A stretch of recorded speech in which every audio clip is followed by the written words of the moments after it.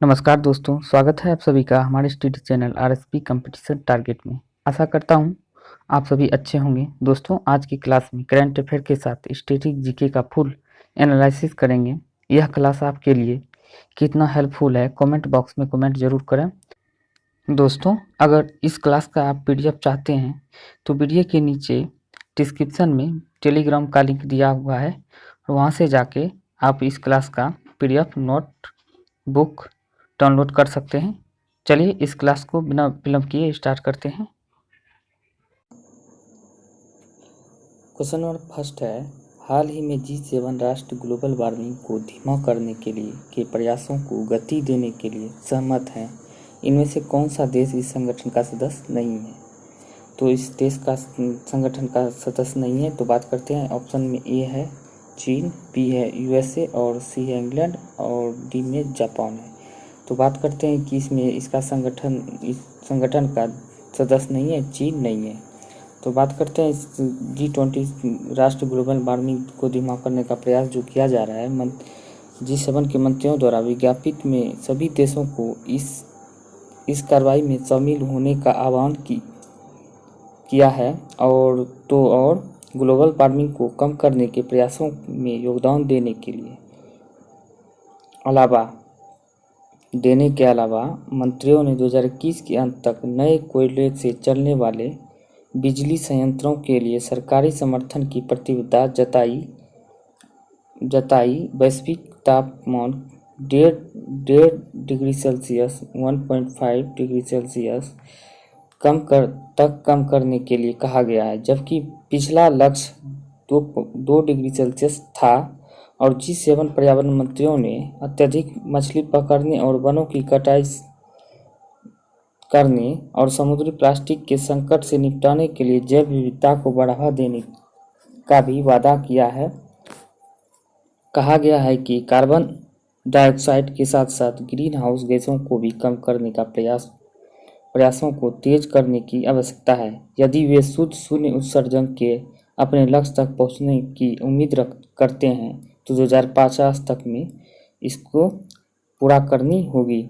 तो बात करते हैं नेक्स्ट G7 में कौन कौन से सदस्य देश हैं। तो G7 में सदस्य देश हैं Britain, America, Germany, France, Italy, Canada और जापान शामिल है, जबकि चीन दुनिया का कार्बन उत्सर्जन का सबसे बड़ा स्रोत समूह का सदस्य नहीं है।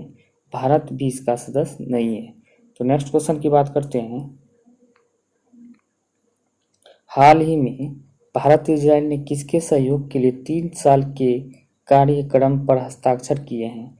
तो एक नंबर ऑप्शन है रक्षा, सेकंड है उद्योग, थर्ड है कृषि और फोर्थ पे है आर्थिक।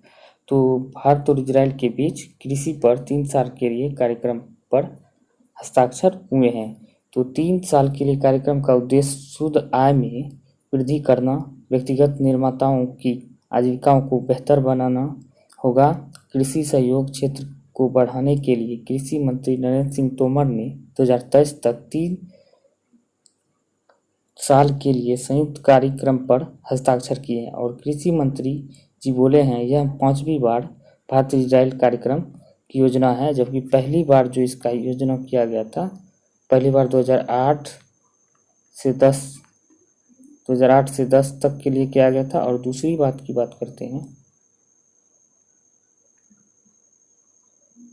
2012 से 15 के लिए किया गया था, 2012 से 15 वर्ष के लिए। और तीसरी बार की बात करते हैं तो 2015 से 18 तक के लिए किया गया था। और बात करते हैं चौथी बार, तो चौथी बार किया गया था 18 से 20 के लिए, चौथी बार इसका संयोजन कार्यक्रम पर हस्ताक्षर किया गया था। भारत इजराइल के वर्तमान में प्रधानमंत्री है बेंजामिन नेतन्याहू, जो हाल ही में इजराइल और फिलीपींस के बीच अल अक्सा मस्जिद को लेकर 11 दिनों तक संघर्ष के बाद युद्ध विराम की घोषणा किया गया है, जो इजराइल और फिलीपींस के बीच चल रहा था। नेक्स्ट क्वेश्चन की बात करते हैं। नेहरू तिब्बत और चीन नामक पुस्तक किसके द्वारा लिखी गई है? नेहरू तिब्बत और चीन नामक पुस्तक किसके द्वारा लिखी गई है? तो ये ऑप्शन नंबर देखते हैं तो ए में है अवतार सिंह भसीन और राधिका महावत, और सी में कुमार विश्वास, और डी में चेतन भगत है। तो इसका आंसर हो जाएगा अवतार सिंह भसीन है। तो इसका उद्देश्य है यह पुस्तक वर्षों की गहन अभिलेखीय शोध पर आधारित है। पूरा पुस्तक आकर्षक विस्तार से यह पुस्तक 1949 से 62 में भारत चीन युद्ध और उसके बाद की घटनाओं का विश्लेषण करती है, ताकि इन ज्वलंत सवालों के जवाब तलाशे जा सके। नेक्स्ट क्वेश्चन है, रिजर्व बैंक इनोवेशन हब के सीईओ किसे नियुक्त किया गया है? तो ये नंबर ऑप्शन है सुनील कुमार, बी है राजेश सिंह, और सी है राजेश बंसल, और डी में है राजेश बंस यादव है। तो इसका आंसर हो जाएगा राजेश बंसल। राजेश बंसल इसका आंसर होगा। तो बात करते हैं रिजर्व बैंक इनोवेशन हब के बोर्ड में राजेश बंसल को मुख्य कार्यकारी अधिकारी यानी कि सीईओ नियुक्त किया गया है। तो आरबीआई के इनोवेशन हब फिनटेक अनुसंधान को बढ़ावा देने और नवोन्मेषक मतलब नवीकरणीय और स्टार्टअप के साथ जुड़ाव की सुविधा के लिए आंतरिक बुनियादी ढांचे का विकास करेगा। तो बात करते हैं आरबीआई की स्थापना 1 अप्रैल 1935 में किया गया था। और आरबीआई के प्रथम गवर्नर की बात करें तो ऑसबॉर्न स्मिथ था, और आरबीआई के प्रथम भारतीय गवर्नर की बात करें तो सीडी देशमुख था। आरबीआई के वर्तमान में यानी कि 25वें गवर्नर की बात करें तो शक्तिकांत दास है। आरबीआई की स्थापना की बात करें तो हिल्टन यंग आयोग की सिफारिश पर हुआ था। और आरबीआई के लोगों की बात करें तो लोगो है इसका ताड़ का पेड़ और बंगाल टाइगर। कल दोस्तों मिस्टेक हो गया था कि ताड़ की जगह पे खजूर का पेड़ बोल दिए थे, इसलिए सुधार कर लीजिएगा कि इसमें ताड़ का पेड़ और बंगाल टाइगर इसका लोगो है आरबीआई का। नेक्स्ट क्वेश्चन की बात करते हैं, 2021 का हाल ही में टेम्पल्टन पुरस्कार किसने जीता है? हाल ही में 2021 का टेम्पल्टन पुरस्कार किसने जीता है? ऑप्शन ए है जेनिफर जोसेफ, हिनारिया ग्रे, जेनी जोरोमन, जैन गुडाल। तो इसका आंसर हो जाएगा जैन गुडाल, इसका आंसर हो जाएगा। जैन गुडाल ने यह पुरस्कार जीता है। बात करते हैं टेम्पल्टन पुरस्कार के बारे में। इसकी शुरुआत जो 1972 ईस्वी में किया गया था, और यह प्राकृतिक यह पुरस्कार जो है प्रकृतिवादी जैन गुडाल को जानवरों की बुद्धि और मानवता पर उनके जीवन के काम की मान्यताओं में टेम्पल्टन पुरस्कार के रूप में 2021 के टेम्पल्टन पुरस्कार के 2021 के विजेता के रूप में इसे घोषित किया गया है। गुडाल 1960 के दशक में तंजानिया में चिंपांजी के अपने अभूतपूर्व अध्ययन पर इनकी अपनी वैश्विक प्रतिष्ठा बनाई गई है। तो नेक्स्ट क्वेश्चन की बात करते हैं, विश्व कछुआ दिवस किस तिथि को मनाया जाता है? विश्व कछुआ दिवस किस तिथि को मनाया जाता है? तो ए नंबर ऑप्शन है 21 मई, बी नंबर ऑप्शन 22 मई, सी नंबर ऑप्शन है 23 मई, डी नंबर ऑप्शन है 24 मई। तो इसका आंसर होगा 23 मई को मनाया जाता है। 23 मई को मनाया जाता है। बात करते हैं कछुआ दिवस 23 मई को अमेरिकी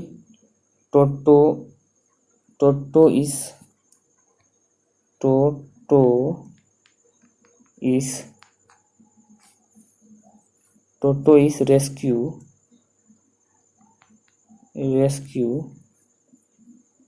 एक गैर लाभकारी संगठन द्वारा मनाया जाता है। दुनिया भर में कछुओं और उसके लुप्त हो रहे प्रजातियों आवासों की रक्षा के लिए लोगों में जागरूकता को बढ़ाने के लिए यह दिवस मनाया जाता है। 2002 से अमेरिकी टोटोइस रेस्क्यू द्वारा मनाया जाता है। इस संगठन को 1990 में स्थापित किया गया था। नेक्स्ट क्वेश्चन की बात करते हैं। नेक्स्ट क्वेश्चन नहीं, इसका थीम देखते हैं। 2021 का विश्व कछुआ दिवस का थीम है टर्टल रॉक। 2021 का थीम है कछुआ दिवस के इस अवसर पे। तो नेक्स्ट क्वेश्चन की बात करते हैं, India and Asian geopolitics the past present नामक पुस्तक किसने लिखी? तो ऑप्शन नंबर ए है शिव शंकर मेनन, शिव शंकर हरि, शशि थरूर, गुडाल डे। तो आंसर हो जाएगा इसका शिव शंकर मेनन। शिव शंकर मेनन के द्वारा लिखा गया है। बात करते हैं शिव शंकर मेनन ने जो यह पुस्तक लिखी है वह प्रधानमंत्री के राष्ट्रीय सुरक्षा सलाहकार और विदेश सचिव भी रह चुके हैं। उसने अपनी नवीनतम पुस्तक में भारत के अतीत के कई भू राजनीतिक तूफानों का सामना कैसे किया है इसकी कहानी बताने के लिए इन चरणों को उनके ऐतिहासिक संदर्भ में खोज रहे हैं। ऐतिहासिक संदर्भ में खोज रहे हैं, तो इस उद्देश्य में इन्होंने पुस्तक लिखी है। तो नेक्स्ट क्वेश्चन की बात करते हैं। नेक्स्ट क्वेश्चन यानी 8वां नंबर बहुत ही इंपॉर्टेंट क्वेश्चन है जो आने वाले एग्जाम में पूछे जा सकते हैं। तो चलिए तो देखते हैं।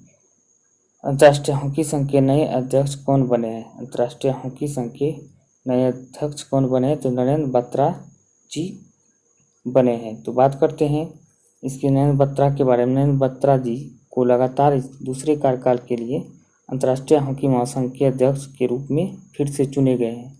वह अंतर्राष्ट्रीय हॉकी महासंघ के वर्चुअल 47वीं कांग्रेस के दौरान चुने गए हैं। 2024 तक पद संभालेंगे या इनके द्वारा 2024 तक इसका कार्यकाल रहेंगे। अंतर्राष्ट्रीय हॉकी महासंघ ने कार्यकाल को 4 वर्ष से घटाकर 3 वर्ष कर दिया गया है। तो इसीलिए ये 21 से 23 तक ही 24 तक ही रहेंगे। पहले इसका कार्यकाल 4 वर्ष हुआ करता था। नेक्स्ट बात करते हैं हॉकी के बारे में विस्तार से। अंतर्राष्ट्रीय हॉकी महासंघ के अध्यक्ष नरेंद्र बत्रा जी हैं। और पुरुष हॉकी विश्व कप 2018 कहाँ आयोजित किया गया? तो उड़ीसा भारत में किया गया था। और बात करते हैं पुरुष हॉकी विश्व कप 2023 कहाँ होगा?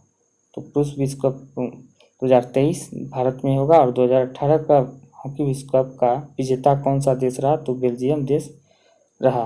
तो नेक्स्ट क्वेश्चन की बात करते हैं।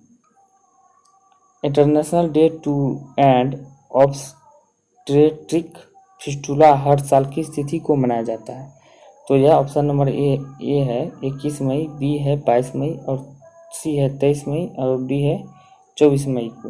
तो आंसर हो जाएगा 23 मई को मनाया जाता है फिस्टुला के बारे में बात करते हैं। हर साल संयुक्त राष्ट्र international day to end obstetric fistula 2013 ईस्वी से 23 मई को मनाया जाता है। फिस्टुला एक ऐसी स्थिति है जो विकासशील देशों में बच्चे के जन्म के दौरान कई लड़कियों और महिलाओं को प्रभावित करती है।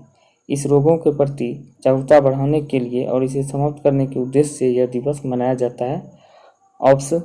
ऑब्स्टेट्रिक फिस्टुला सबसे गंभीर और दुखद चोटों में से एक है जो बच्चों के जन्म के दौरान हो सकती है। तो नेक्स्ट क्वेश्चन की बात करते हैं फिस्टुला का थीम 2021 के लिए क्या है? तो humans rights are human rights in fistula now. तो humans right are human rights in fistula now इसका 2021 के लिए थीम है। नेक्स्ट क्वेश्चन है केरल की पहली कमर्शियल पायलट कौन बनी है? केरल की पहली महिला कमर्शियल पायलट हाल ही में कौन बनी है? तो ये ऑप्शन नंबर 1 है जेफ्रा जेसर और कनेरिया मोसा हेनरिक डोरमैन। 3 नंबर ऑप्शन है जेनी जोरोम है। तो इसका आंसर हो जाएगा तो जेनी जोरोम ये केरल की पहली महिला कमर्शियल पायलट बनी है। बात करते हैं केरल के तटीय जेनी जोरम के बारे में। तो केरल के तटीय तिरुवनंतपुरम के गांव की रहने वाली 23 वर्षीय जेनी जोरम ने केरल की पहली कमर्शियल पायलट बनी है। जेनी जोरम अपनी पहली commercial flight air Arabia G9 449 को शारजाह से तिरुवनंतपुरम के लिए उड़ान भरी। अब इन्होंने अपने बचपन के सपनों को साकार करने के लिए 12वीं की पढ़ाई को समाप्त करने के बाद विमान अकादमी में शामिल हो गए। तो तो इसने अपने लक्ष्य को हासिल करने के लिए एक लक्ष्य बनाया और वह इसने अपने लक्ष्य को हासिल कर लिया। तो चलिए तो दोस्तों नेक्स्ट बात करते हैं केरल के बारे में। तो केरल में हाल ही में चुनाव हुए हैं, जो लगातार दूसरी बार मुख्यमंत्री बने हैं पिनराई विजयन। और बात करते हैं केरल की राजधानी तिरुवनंतपुरम है, और राज्यपाल की बात करते हैं आरिफ मोहम्मद खान है, और मुख्य न्यायाधीश की बात करते हैं एम मणि कुमार यहाँ के मुख्य न्यायाधीश है। और स्थापना की बात करें तो 1 नवंबर 1956 में इसका स्थापना हुआ था। लोकसभा सीटों की बात करें तो 20 है, और राज्यसभा सीटों की बात करें तो 9 है, और विधानसभा सीटों की बात करें तो 140 है। तो नेक्स्ट क्वेश्चन आज कंप्यूटर के बारे में पढ़ते हैं दोस्तों। स्टैटिक जीके को आज नहीं डाल पाए हैं तो कल के लिए, आज के लिए सॉरी चाहते हैं। कल से फिर स्टैटिक जीके रेगुलर चालू रहेंगे। तो बात करते हैं कंप्यूटर के बारे में। कंप्यूटर की बात करते हैं तो कंप्यूटर की पहली पीढ़ी कंप्यूटर में वैक्यूम ट्यूब का प्रयोग किया गया था। पहली पीढ़ी के कंप्यूटर में वैक्यूम ट्यूब का प्रयोग किया गया था। और पहली पीढ़ी की बात करते हैं 1940 से 56 के बीच इसका पहली पीढ़ी तक चला था, और 1956 से 63 की तक इसकी दूसरी पीढ़ी का कार्यकाल रहा। तो जिसमें दूसरी पीढ़ी के कंप्यूटर में ट्रांजिस्टर का प्रयोग किया गया था। दूसरी पीढ़ी के कंप्यूटर में ट्रांजिस्टर का प्रयोग किया गया था। इसमें यह क्वेश्चन दोस्तों बहुत ही इंपॉर्टेंट है, आने वाले एग्जाम में पूछने की बहुत ही संभावना है, प्रबल संभावना है। तो बात करते हैं तीसरी पीढ़ी के। 1964 से 71 तक तीसरी पीढ़ी का कार्यकाल रहा। और तीसरी पीढ़ी में बात करते हैं तो इंटीग्रेटेड सर्किट का प्रयोग किया गया था, यानी आईसी चिप का। पहली पीढ़ी में वैक्यूम ट्यूब, दूसरी में ट्रांजिस्टर, यानी ट्रांजिस्टर दो दूसरी पीढ़ी हो गया। और तीसरी पीढ़ी की बात करते हैं आईसी चिप, तो तीसरी पीढ़ी का हो गया। और चौथी पीढ़ी की बात करते हैं 1972 से 89 तक चौथी पीढ़ी का कार्यकाल रहा, जिसमें कि इसमें प्रयोग किया गया माइक्रो प्रोसेसर का प्रयोग चौथी पीढ़ी के कंप्यूटर में किया गया। और पांचवी पीढ़ी की बात कर लेते हैं तो 1989 से अब तक पांचवी पीढ़ी का कंप्यूटर ही चल रहा है। तो पांचवी पीढ़ी कंप्यूटर में कृत्रिम बुद्धि यानी आर्टिफिशियल इंटेलिजेंस का प्रयोग किया गया है। तो बात करते हैं नेक्स्ट और रिवाइज कर लेते हैं करके क्लास को। हाल ही में नेपाल के राष्ट्रपति विद्यादेवी भंडारी ने 22 मई 2021 को कैबिनेट की सिफारिश पर देश के प्रतिनिधि सभा को भंग कर दिया है, और नए सिरे से चुनाव करने का ऐलान कब किया गया है तो नवंबर में किया गया है। तो नए सिरे से चुनाव नवंबर में किया जाएगा। नेक्स्ट क्वेश्चन है, हाल ही में किस राज्य के द्वारा पॉलिटेक्निक शिक्षा ऐप लॉन्च किया गया? तो राजस्थान राज्य के द्वारा पॉलिटेक्निक शिक्षा ऐप को लॉन्च किया गया है। नेक्स्ट क्वेश्चन है, अंतर्राष्ट्रीय जैव विविधता दिवस हर साल कब मनाया जाता है? तो 22 मई को मनाया जाता है। नेक्स्ट है, किस राज्य सरकार ने नियमित निगरानी सुनिश्चित करने के लिए हिट कोविड ऐप लॉन्च किया है? तो यह बिहार सरकार के द्वारा किया गया है। तो नेक्स्ट है, 1985 बैच के किस आईपीएस अफसर को अस्थायी रूप से दिल्ली का पुलिस आयुक्त नियुक्त किया गया है? तो यह विवेक माथुर को किया गया है। विवेक माथुर नहीं दोस्तों, यह एसएन श्रीवास्तव को किया गया था। एसएन श्रीवास्तव को दिल्ली के अस्थायी रूप से पुलिस आयुक्त नियुक्त किया गया है। नेक्स्ट क्वेश्चन है, आरबीआई ने फुल केवाईसी पीपीआई की सीमा 1 लाख से बढ़ाकर कितना लाख रुपया कर दी गई है? तो 2 लाख रुपये कर दी गई है। नेक्स्ट क्वेश्चन की बात, सतपुरा टाइगर रिजर्व जिसे यूनेस्को की विश्व धरोहर स्थलों की संभावित सूची में जोड़ा गया है, भारत के किस राज्य में स्थित है? सतपुरा मध्य प्रदेश में स्थित है। नेक्स्ट बात करते हैं, पर्यावरण विज्ञान के संदर्भ में हाल ही में खबरों में रहा A76 क्या है? तो यह हिमखंड है जो बर्फ पिघल गया है अंटार्कटिका में, A76 है। नेक्स्ट क्वेश्चन है, ऑक्सफोर्ड यूनिवर्सिटी के छात्र संघ उपचुनाव में भारतीय मूल की किस लड़की को अध्यक्ष रूप में चुना गया है? तो अन्वी भूटानी को चुना गया है। नेक्स्ट क्वेश्चन है, सरकार ने डीएपी उर्वरक पर सब्सिडी में कितने प्रतिशत की वृद्धि की है? तो 140% की वृद्धि की है। नेक्स्ट है, चलिए अब देखते हैं भारत के नेशनल पार्क एवं वन्यजीव अभ्यारण्य। भारत अब अंडमान निकोबार द्वीप समूह में बात करते हैं तो 9 नेशनल पार्क और वन्यजीव अभ्यारण्य मिला के कुल 9 है। तो बात करते हैं, कैंपबेल राष्ट्रीय उद्यान 1992 में स्थापना किया गया था, जो अंडमान निकोबार द्वीप में स्थित है। गैलाथिया बे राष्ट्रीय उद्यान 1992 में स्थापना हुआ था, जो अंडमान निकोबार द्वीप में स्थित है। Mahatma Gandhi marine national park 1982 में स्थापित किया गया था, जो अंडमान निकोबार द्वीप में स्थित है। ये बहुत बार पूछे गए हैं Mahatma Gandhi marine national park के बारे में, तो दोस्तों याद रखिएगा। तो नेक्स्ट क्वेश्चन की बात करते हैं। मिडल बटन आयरलैंड राष्ट्रीय उद्यान, ये भी अंडमान निकोबार में है और स्थित है, और 1987 में इसका स्थापना किया गया था। माउंट हैरियट राष्ट्रीय उद्यान की बात करें तो 1987 में इसका भी स्थापना किया गया था। ये भी अंडमान निकोबार द्वीप समूह में स्थित है। और नॉर्थ बटन आयरलैंड राष्ट्रीय उद्यान की बात करें तो 1987 में इसका भी स्थापना किया गया था। ये भी आयरलैंड में स्थित है। और रानी झांसी मरीन राष्ट्रीय उद्यान की बात करें 1996 में स्थापना किया गया था। ये भी राष्ट्रीय उद्यान अंडमान निकोबार द्वीप में स्थित है। साउथ बटन आयरलैंड राष्ट्रीय उद्यान की बात करें तो 1987 में स्थापना किया गया था। ये भी अंडमान निकोबार में स्थित है। सेडल पीक राष्ट्रीय उद्यान 1987 में स्थापना हुआ था। ये भी अंडमान निकोबार में स्थित है। फिर से रिवाइज कर लेते हैं। साउथ बटन आइलैंड राष्ट्रीय उद्यान अंडमान में स्थित है। और सेडल पीक राष्ट्रीय उद्यान अंडमान में स्थित है। रानी झांसी मरीन राष्ट्रीय उद्यान अंडमान में स्थित है। और साउथ बटन आइलैंड राष्ट्रीय उद्यान अंडमान में स्थित है। माउंट हैरियट राष्ट्रीय उद्यान अंडमान में स्थित है। मिडिल बटन आइलैंड राष्ट्रीय उद्यान अंडमान में स्थित है। महात्मा गांधी अंडमान में स्थित है। और गेलाथिया बे राष्ट्रीय उद्यान अंडमान में स्थित है। कैंपबेल बे राष्ट्रीय उद्यान भी अंडमान में स्थित है। नेक्स्ट क्वेश्चन के बारे में जानते हैं। चलिए तो कुछ देश के बारे में रिवाइज कर लेते हैं। देश अफगानिस्तान देश की राजधानी काबुल है और मुद्रा अफगानी है। अफगानी रुपया अफगानी इसका मुद्रा है। बात करते हैं अल्जीरिया देश की राजधानी अल्जियर्स है और मुद्रा दिनार है। देश इंडोनेशिया की बात करते हैं, इसका राजधानी जकार्ता है और मुद्रा की बात करें तो मुद्रा रुपया है। देश इजराइल की बात करते हैं, राजधानी जेरूसलम है और मुद्रा इजरायली न्यू शेकेल है। इराक देश की बात करते हैं तो इराक की राजधानी बगदाद है और मुद्रा की बात करते हैं तो दिनार है। फिर से रिवाइज कर लेते हैं। देश इराक की राजधानी बगदाद और मुद्रा इराकी दिनारी है। इजराइल की बात करते हैं तो जेरूसलम इसका राजधानी और मुद्रा इजरायली न्यू शेकेल है। और राजधानी की बात करते हैं, इंडोनेशिया की बात करते हैं तो राजधानी जकार्ता है और मुद्रा रुपया है। और बात करते हैं अल्जीरिया की राजधानी अल्जियर्स है और मुद्रा की बात करते तो दिनार है। और बात करते हैं अफगानिस्तान की, तो अफगानिस्तान की राजधानी काबुल है और मुद्रा अफगानी है। तो दोस्तों आज के लिए बस इतना ही।